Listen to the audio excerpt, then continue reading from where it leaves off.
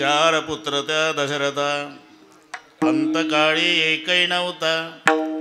पाणी सुमंत प्रधानानं पाजलं, देवाचा बाप पण जावं लागलं.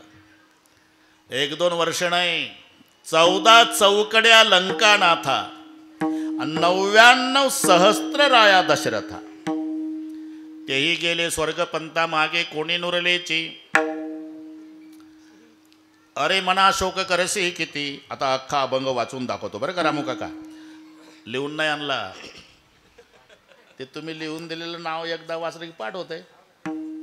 भगवान विठ्ठल चौधरी, साईनाथ भिकाजी चौधरी, पाहता काय, गणेश सोनाजी चौधरी आणि रावसाहेब तुळशीराम मखरे. त्याच्यापेक्षा अभंग कठीण आहे का? विठ्ठल विठ्ठल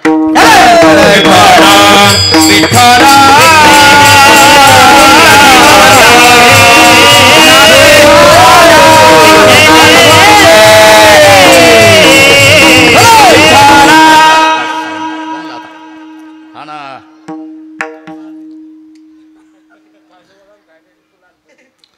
ते पोपळे साहेबाला माहिती आहे, माझा रेकॉर्ड तपासा संस्थेत 100 पैकी 99 नव्हते, 100 पैकी 100. कोणाही परीक्षेला मग बाता हाणत नाही, त्यांना माहीत आहे.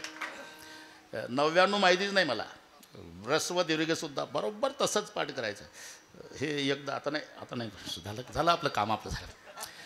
अरे मना शोक करसे किती, तो वायाची धनसंपत्ती, आयुष्य भविष्य नाही तुझे हाती, अवघे अंती जाय धणे. एक अर्बुद 60 कोटी देखा, 30 लक्ष 10 सहस्त्र लेखा, 7 असे ते 9 मास बापाता. या हिरण्यकश्यपा काय झाले रामू काका? हिरण्यकश्यपूचं आयुष्य किती? 1 अब्ज 60 कोटी 30 लक्ष 10,700 वर्षे 9 महिने. आकडा आहे का लक्षात? नसू द्या, मग पुढच्या वर्षी बोलावतात त्याच्यामुळे. 1 अब्ज 60 कोटी 30 लक्ष 10,700 वर्षे 9 महिने आयुष्य होतं हिरण्यकश्यपू मेला.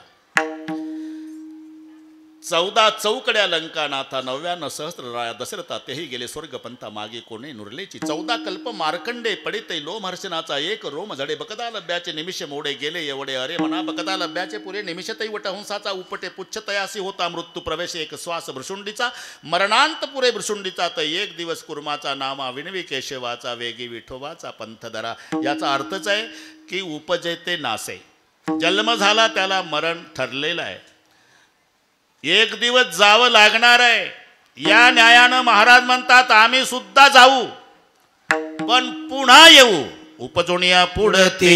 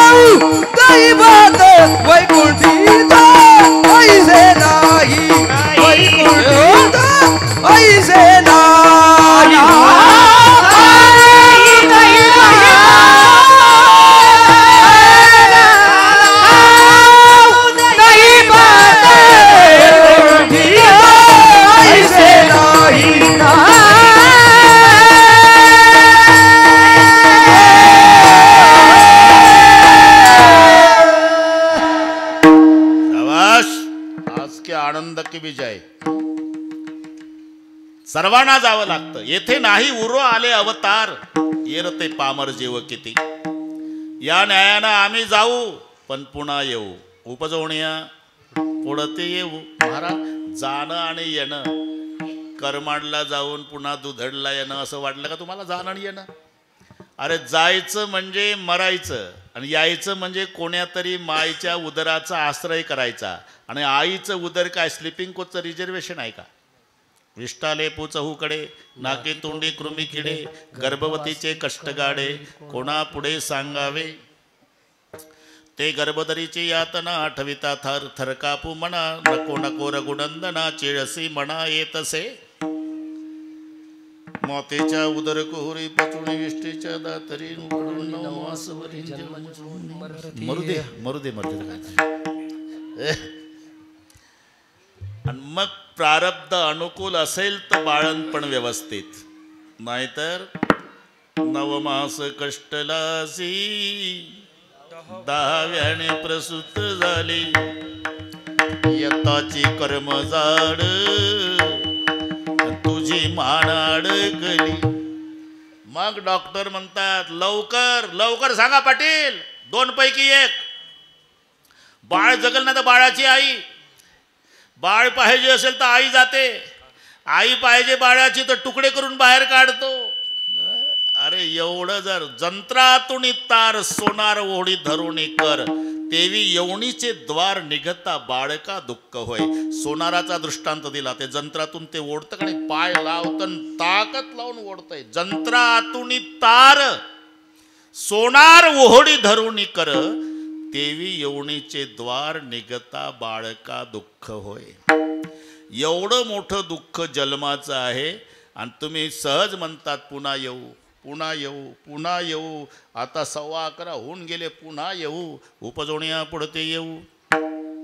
पण एवढा मोठा त्रास काढून येऊ म्हणता त्याचा उद्देश काय? काला खाऊ दही भात, काला खाऊ दही भात, काला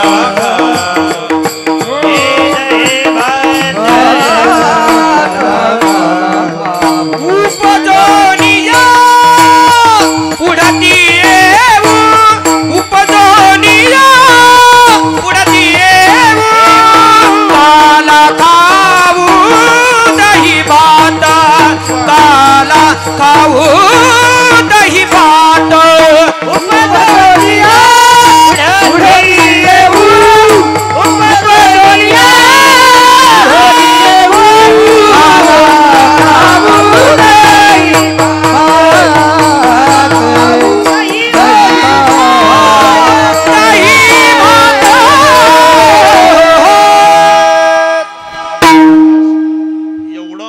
त्रास काढायचा आणि म्हणे काला खाऊ दही भात. महाराज अहो चांगल्या चांगल्या पदार्थाचं नाव घ्या.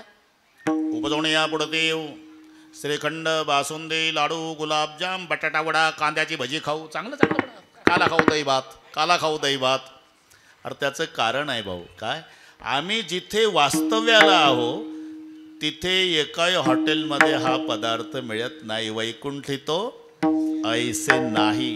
म्हणून उपजवणिया पुढते येऊन काला खाऊ दही भात, वैकुंठी तो ऐसे नाही, कवळ काही काल्याचे. महाराज असा दुर्लभ असणारा काला तुम्हाला प्राप्त झाला, मग तुम्ही एकटे घेणार? अरे इतरांना देणार. एकमेक देऊ मुखी, एकमेक देऊ मुखी,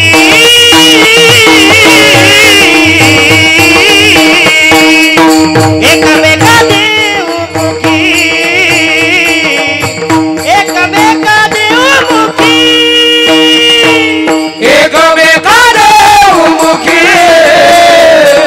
एकमेक देऊ मुखी, एकमेक देऊ मुखी.